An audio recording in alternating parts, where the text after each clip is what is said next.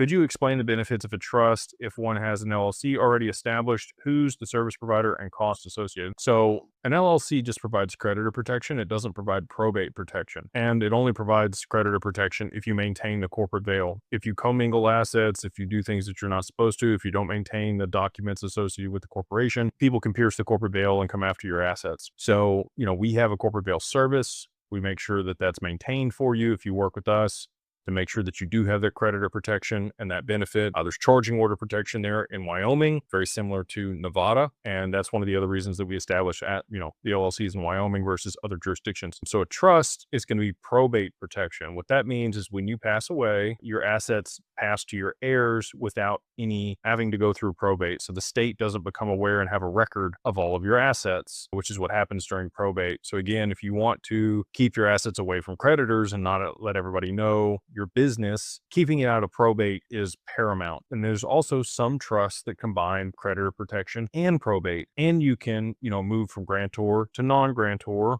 or vice versa, depending on if you gift the assets out of your taxable estate. So trust provides three different things: probate protection, creditor protection, and then also, tax protection, or being able to move it out of your taxable estate, depending on the type of trust and depending on if you want to go ahead and complete that gift. The creditor protection often takes a couple years to season in for a trust. You cannot be in the middle of litigation or divorce or have creditors pursuing you or owe taxes. If you do want to set up an asset protection trust, you're going to have all those things out of the way and not need it. Problem is, most people want to set this stuff up when they need it. They're trying to remove assets or hide assets. Can't do it then. You got to do it before then. It's kind of like insurance or life insurance or health insurance. You want to have that stuff in place before you get sick or before you're in a position where you're going to need it. It's hard to think about that stuff when it's not paramount on the front of your mind. But if you can be proactive and set these things up, you're going to be in a much better position over the long term. So hopefully that provides you a little bit better clarity on what a trust is and the protections it provides and why you may want one.